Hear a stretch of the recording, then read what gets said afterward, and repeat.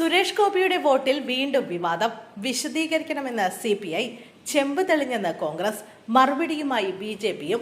തദ്ദേശ തെരഞ്ഞെടുപ്പിൽ സുരേഷ് ഗോപി തിരുവനന്തപുരത്ത് വോട്ട് ചെയ്തതിനെ ചൊല്ലി തൃശൂരിൽ വിവാദം. ലോക്സഭാ തെരഞ്ഞെടുപ്പിൽ തൃശൂരിൽ വോട്ട് ചെയ്ത സുരേഷ് ഗോപി ഇപ്പോൾ തിരുവനന്തപുരത്ത് വോട്ട് ചെയ്തത് എങ്ങനെയെന്ന് തെരഞ്ഞെടുപ്പ് കമ്മീഷൻ വിശദീകരിക്കണമെന്ന് CPI നേതാവ് VS സുനിൽകുമാർ ആവശ്യപ്പെട്ടു.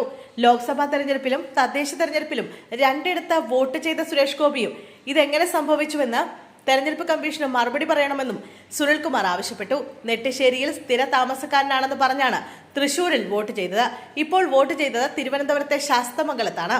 ഇതെങ്ങനെയാണ് സംഭവിച്ചതെന്ന് തെരഞ്ഞെടുപ്പ് കമ്മീഷൻ പരിശോധിക്കണമെന്നും സുനിൽകുമാർ പറഞ്ഞു.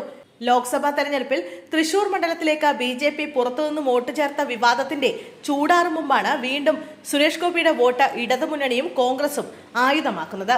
രണ്ട് സ്ഥലങ്ങളിലും വോട്ട് നിലനിർത്തുന്ന സുരേഷ് ഗോപിക്കെതിരെ നിയമ നടപടി സ്വീകരിക്കുമെന്നും സുനിൽകുമാർ വ്യക്തമാക്കി.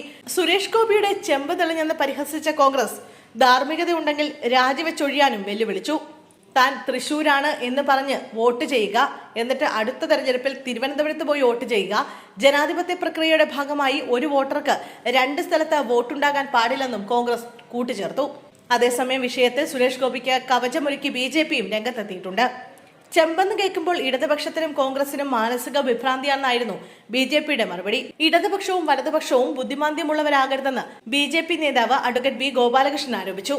ലോക്സഭാ തെരഞ്ഞെടുപ്പിലെയും തദ്ദേശ തെരഞ്ഞെടുപ്പിലെ വോട്ടർ പട്ടിക രണ്ടാണെന്ന് എല്ലാവർക്കും അറിയാവുന്നതേ ഉള്ളൂവെന്നും അദ്ദേഹം പറഞ്ഞു. സുരേഷ് ഗോപി നെട്ടിശ്ശേരിയിലെ വീട് വിറ്റതാണ്, അതുകൊണ്ട് അടുത്ത വീട്ടിലേക്ക് മാറണമെന്നാണോ ഇവർ പറയുന്നത്? പുതിയ വീട് അദ്ദേഹം തൃശൂരിൽ വാങ്ങാൻ പോവുകയാണെന്നും ഇവിടെ തദ്ദേശ തെരഞ്ഞെടുപ്പിൽ വോട്ടുണ്ടെങ്കിൽ അത് തെളിയിക്കണമെന്നും അദ്ദേഹം കൂട്ടിച്ചേർത്തു.